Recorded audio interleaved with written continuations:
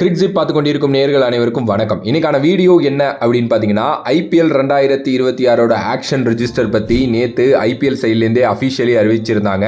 ரொம்ப எக்ஸைட்டடான ஒரு டோர்னமெண்ட்டாக எப்போவுமே ஐபிஎல் இருக்கும். அதுக்கு முன்னாடி நடக்கிற ஆக்ஷன் அதை விட எக்ஸைட்டடாக இருக்கும் அப்படின்னு சொல்லலாம். அந்த மாதிரி தான் ஐபிஎல் 2026க்கான மினி ஆக்ஷன் வர்ற டிசம்பர் மாதம் 16 அபுதாபியில் வந்து பார்த்தீங்க அப்படின்னா நடக்க போகுது.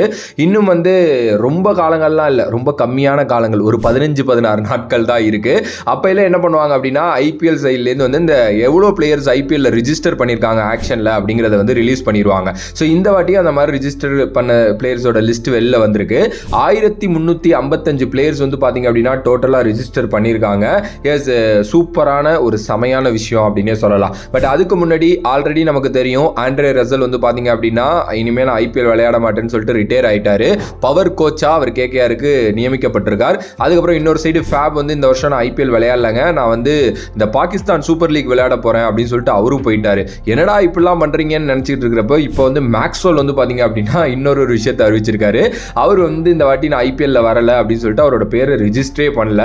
கிட்டத்தட்ட 13 ஐபிஎல் சீசன் விளையாண்டுருக்காரு. 141 மேட்சஸ் இருக்கு. ஒரு பயங்கரமான பிளேயர், எப்பவுமே 10 கோடிக்கு குறையாம போற ஒரு பிளேயர். இந்த வாட்டி பாத்தீங்க அப்படின்னா நான் பார்ட்டிசிபேட் பண்ணல அப்படிங்கிற மாதிரி பாத்தீங்கன்னா சொல்லியிருக்கிறாரு.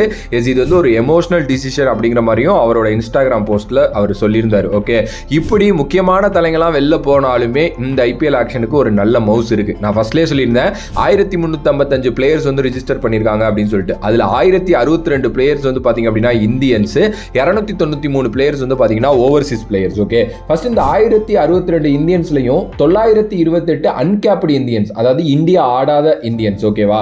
ஸோ அவங்க 928 பேர் இருக்காங்க. 118 அன்கேப்டு, ஆனால் ப்ரீவியஸாக பார்த்தீங்கன்னா ஐபிஎல் விளையாண்டுருக்காங்க. அந்த மாதிரி பிளேயர்ஸும் இருக்காங்க.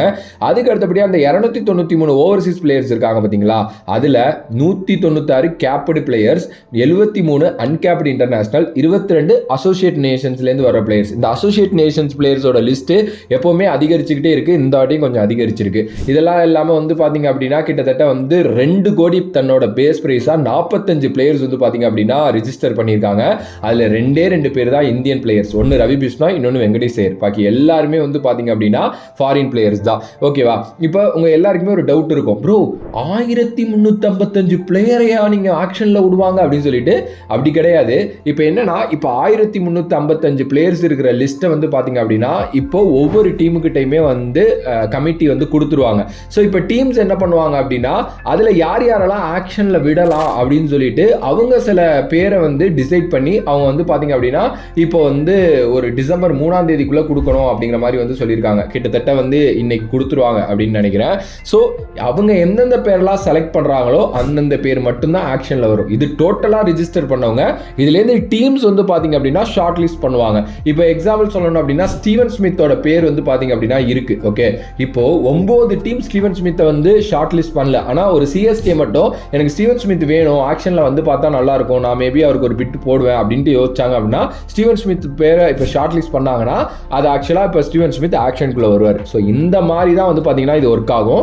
1300 பிளேயர்ஸ்லாம் வரமாட்டாங்க. ஸோ மேக்ஸிமம் 77 ஸ்லாட் தான் தேவை. 77 பிளேயர்ஸ் தான் அங்கே சோல்ட் அவுட்டே ஆக போறாங்க.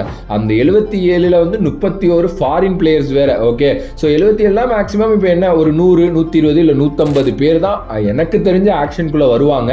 அதில் 77 பேர் சோல்ட் அவுட் ஆவாங்க. இதுவும் ஒரு சில டீம்ஸ் எல்லா பிளேயரையும் எடுக்கணும்னு கூட நினைக்க மாட்டாங்க. எனக்கு 22 பிளேயர் இருந்தால் போதும்னு கூட யோசிப்பாங்க. இந்த மாதிரி விஷயங்கள் இருக்கு. ஸோ இதை டீம்ஸ் பாத்தீங்கன்னா ஷார்ட் லிஸ்ட் பண்ணி விட்டுருவாங்க. இந்த ஓவர்சீஸ் பிளேயர்ஸ் 2 கோடி லிஸ்ட்ல யார் இருக்கான்னு நான் சொல்றேன். ஏன்னா already Ravi Bishnoi, Venkatesh Iyer Indian player லிஸ்ட்ல இருக்காங்களா. ஓவர்சீஸ்ல ஆப்கானிஸ்தான்ல இருந்து பாத்தீங்கன்னா முஜிப், அதுக்கப்புறம் நவீன் உலக், இவங்க 2 பேர் இருக்காங்க. ஆஸ்திரேலியால இருந்து Green, Steven Smith, Jake Fraser McGurk and Josh Inglis பாத்தீங்கன்னா இருக்காங்க. இங்கிலாந்துல பாத்தீங்கன்னா Liam Livingstone, Duckett, Tymal Mills, Jamie Smith பாத்தீங்க அப்படின்னா இருக்காங்க. நியூசிலாந்துல இருந்து Devon Conway, Daryl Mitchell, Rachin Ravindra, Finn Allen பாத்தீங்கன்னா இருக்காங்க. சவுத் ஆப்பிரிக்கால இருந்து காட்ஸி, நாட்கியா அண்ட் நெகிடி இருக்காங்க.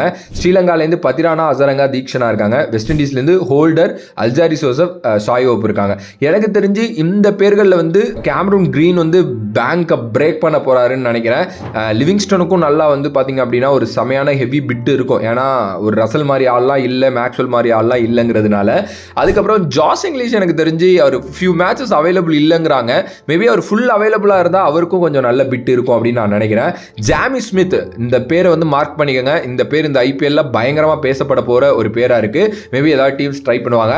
அண்ட் ஃபின் ஆலன் அவரை நல்லா எடுத்து சூப்பராக விளையாட வைக்கலாங்க. செம்ம டேலண்ட், அவ்வளோ சூப்பரான டேலண்ட். ஏன் யூஸ் பண்ண மாட்டேங்கிறாங்க மேனேஜ்மெண்ட்ஸ் அப்படின்னு தெரியல. மேபி நான் ஏதாவது ஒரு மேனேஜ்மெண்ட்டில் இருந்தேன்னா ஃபின் ஆலனை எடுத்து தைரியமாக இறக்கிவிடுவேன். எட்ரா மச்சான் விளாட்றா 14 மேட்ச் அப்படின்னு சொன்னால் 6லேருந்து 7 மேட்ச் சாலிடாக அடிச்சு கொடுப்பாரு. ஸோ ஃபின் ஆலனுக்கு ஒரு பிட் இருக்குன்னு நினைக்கிறேன். இதை தாண்டி பவுலர்ஸில் மேபி நோக்கியா, அதுக்கப்புறம் வந்து பத்திரானாவுக்கு ஒரு நல்ல பிட் கண்டிப்பாக இருக்கும். சாய் ஹோப்புக்கு மேபி எங்கேயாவது ஒரு ஹோப் கிடச்சி ஏதாவது 1 or 2 மேட்சஸ் விளையாட விட்டாங்க அப்படின்னா நல்லாயிருக்கும். ஏன்னா ரொம்ப நல்லா ஓடிஐ ஃபார்மேட்டில் பண்ணிட்டு இருக்காரு. எஸ், இதெல்லாம் தான். அண்ட் கேகேஆர்கிட்ட தான் அதிக அமௌண்ட் இருக்குது, 64 கோடி. சிஎஸ்கே கிட்ட 43 கோடி இருக்குது. So KKR maximum game green எடுத்துருவாங்க. பட் மேபி அவங்க அது இல்லை, வேறு ஏதாவது ஆப்ஷன் போகிறாங்க அப்படின்னா ரொம்ப நல்லாயிருக்கும். சிஎஸ்கேக்கு கேம் கிரீன் வந்துருவார். ஓகே, ஸோ இதுதாங்க ரொம்ப எக்ஸைட் பண்ண போகுது. கண்டிப்பாக இந்த ஐபிஎல் ஆக்ஷன் ஒரு சூப்பரான விஷயத்தை ஏற்படுத்தும் அப்படின்னு நான் நினைக்கிறேன். அண்ட் நான் ரொம்ப எக்ஸைட்டடாக இருக்கேன். ஸோ கண்டிப்பாக வந்து என்ன நடக்க போகுது அப்படிங்கிறது வந்து பார்ப்போம். December 16 actually Tuesday. ஸோ நிறைய பேருக்கு லீவ் இருக்காது, எனக்கும் பெருசாக லீவ் இல்லை. பட் இருந்தாலும் நம்ம வீடியோஸில் வந்து நிறையா இதுக்கப்புறம் இந்த ஒரு 15 நாள் வச்சு செதுக்குன்னு செதுக்க போகிறோம். நிறையா இருக்குது. டாட் ஹார்சஸ் யார் யார், சிஎஸ்கே யாரை ட்ரை பண்ணுவாங்க, எம்ஐ வந்து அந்த 2 கோடியை வச்சு யார் யாரை எடுப்பாங்க, ஒரு 10 பிளேயர் யார் அன்சோல்டாக போவாங்க அப்படிங்கிறத பற்றிலாம் நம்ம வந்து நிறையா டிஸ்கஸ் பண்ணலாம். அண்டு நிறையா இருக்குது, நிறையா டிஸ்கஸ் பண்ண வேண்டியது இருக்குது. ஸோ பார்ப்போம். அண்ட் உங்களோட கருத்து இதை பற்றி என்ன அப்படின்ட்டு மறக்காம கமெண்ட் பாக்ஸில் கமெண்ட் பண்ணுங்கள். If you like the video please like, share and subscribe to நம்மளோட கிரிக்ஸிப் சேனல். வேறொரு வீடியோவில் வேறொரு கான்செப்ட்ல வந்து உங்களை சந்திக்கிறேன். ஆன் த பேக் ஃப்ரம் ஜ்வீர் Mani. Love you all. Stay safe மக்களே. நன்றி, வணக்கம்.